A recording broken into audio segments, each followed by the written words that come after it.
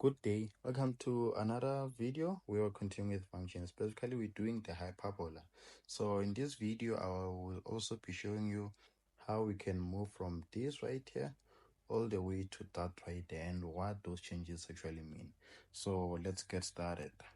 Okay, so the most basic equation of a hyperbola is basically y is equals to a over x, right? Where we know that a should not be equal to 0, right? Yeah, so and then from that, as an example, we can have something like y is equals to 2 over x, okay, of which when we have y being equals to 2 over x, basically what we're gonna have, so we have xy, we're gonna have our two graphs where here and here, right? Okay, since as you can also note, I'd like to believe that for us, right, to basically find a positive 2, right? Therefore, that means what? X and y have to be positive and positive, or they have to be negative and negative. And which quadrants are those ones? It is quadrant 1 and quadrant number 3, okay? So another one that we could possibly have had is y being equals to negative 2 over x, of which we know that for this one, basically, okay, we have negative 2, right? For this one, we are gonna have this and this, okay, which is quadrant number 2 and quadrant number 4. Since here we have a positive y, right, and then a negative x, which will give us a negative 2, right? And then here we have positive x and then negative y, which still give us, when you multiply the signs together, give us negative. So that is a hyperbola, and how you can determine which quadrant will we have. But as a basis for memorizing, I'll just say that when you just have something like 2 over x, when you have a positive sign, just know that it's quadrant number 1, therefore the other one will be the opposite, which is 3. And then if it's a negative, you just move to the second quadrant, and then the other one will just be a reflection, right? So, but then let's move. Okay, so you've seen the effect of the sign of a, right? So that is the effect of the sign of a. But then now let's actually look at the effect of the gradient of a, okay? So here, let's say a is equals to maybe 2, and then let's say here a is equals to 4. Okay, so here we more likely, let me just draw it, our x and y.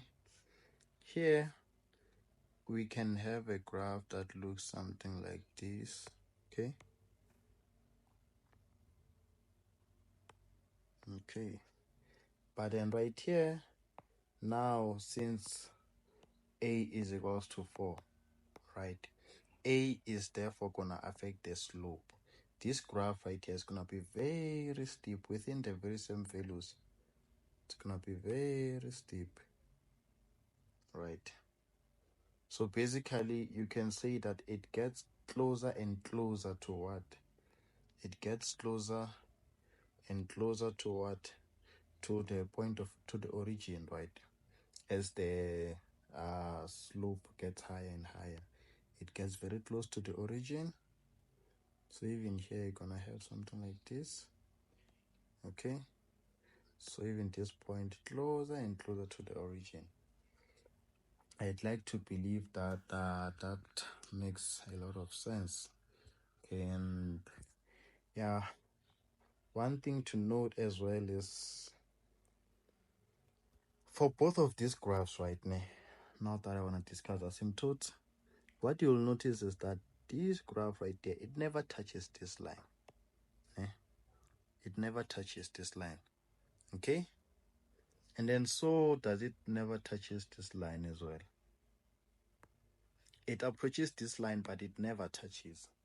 Okay, and then another point to note as well is what, at this point here, at this point here, at this point here, all the way, what we notice is what, the y value is equals to 0 throughout, right? Therefore the equation of that line is what, y is equals to 0, right? And then now maybe I should use a different color. Okay, let me just use blue right on top of this one. And then let's notice that at this point, this point, this point, all the way up, what is x value? The x value never changes. X is equals to 0, right? Yeah, so it's low-key like in reverse, right? Vertical, x is the same. Horizontal, y is the same, as opposed to how the axes are. So it is basically something like that. Okay, but now let's move on to this other equation as I started there and showed you guys, the much more complex one. Okay, we had y is equals to right here we had y is equals to 2 over x minus 2 plus 3.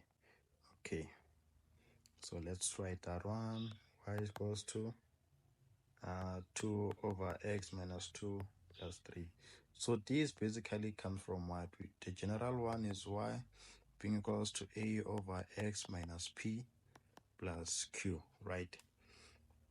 Of which a, we've discussed a, right? A basically determines what?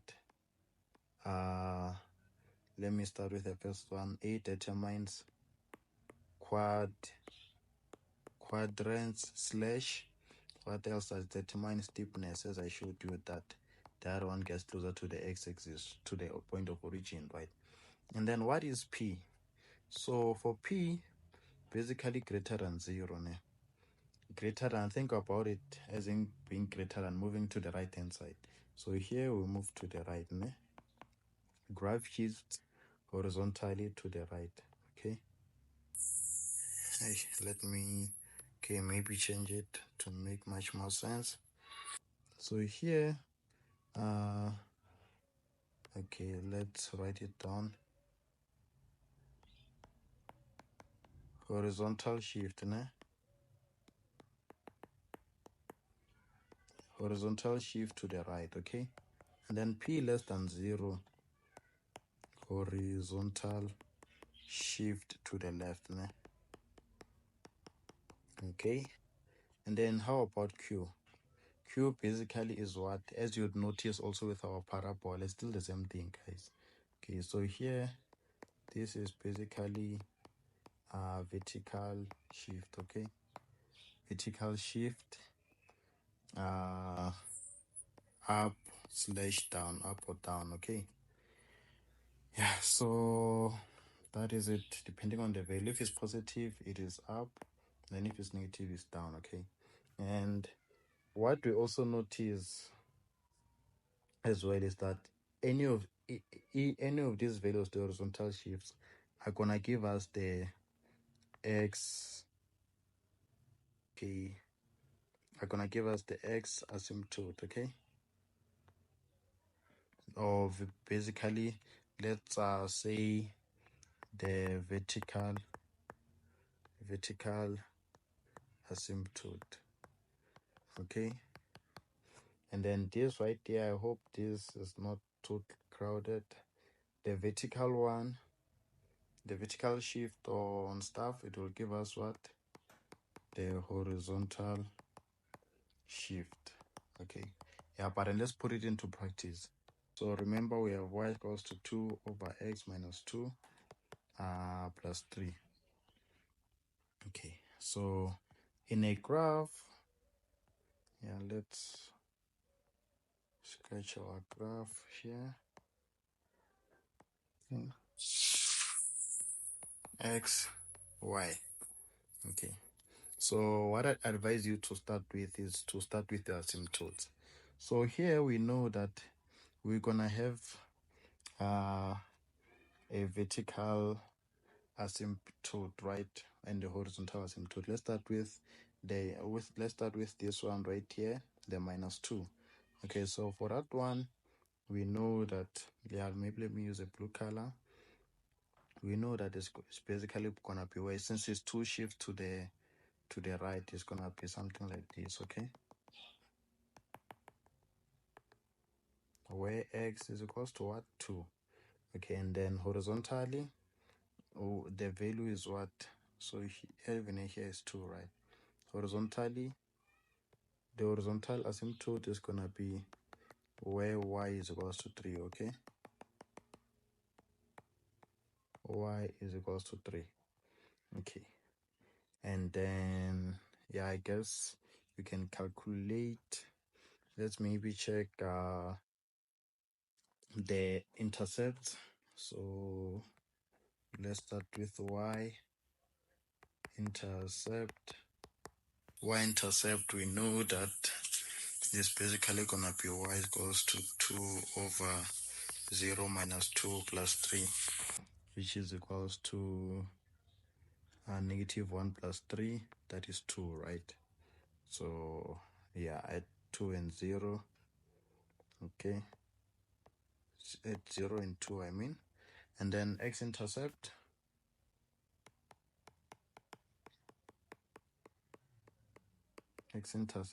we know that we have to let y be equals to 0, right?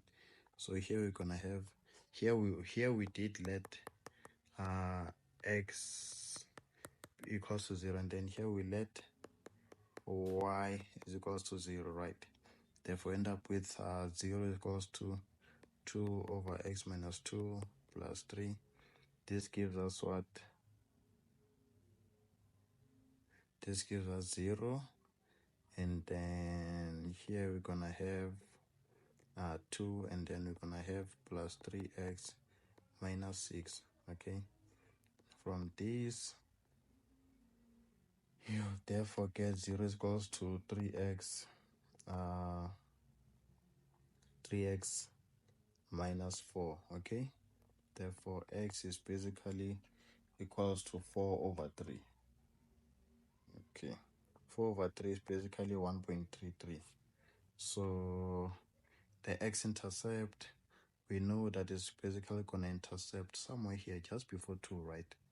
Okay, so this is how the graph is gonna look, and then the other one will basically be somewhere here. Okay, but then remember that they never touch this line, right?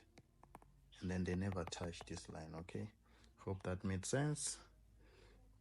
Yeah, and then one thing to note then is what, as it pertains to the domain and range.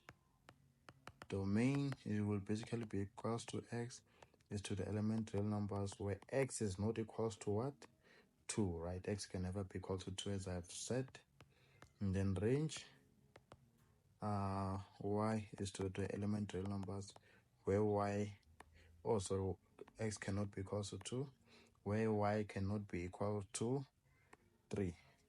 Yeah, I hope the video was helpful. Thank you for watching the video till the end. Kindly stay tuned for more interesting maths videos. Thank you.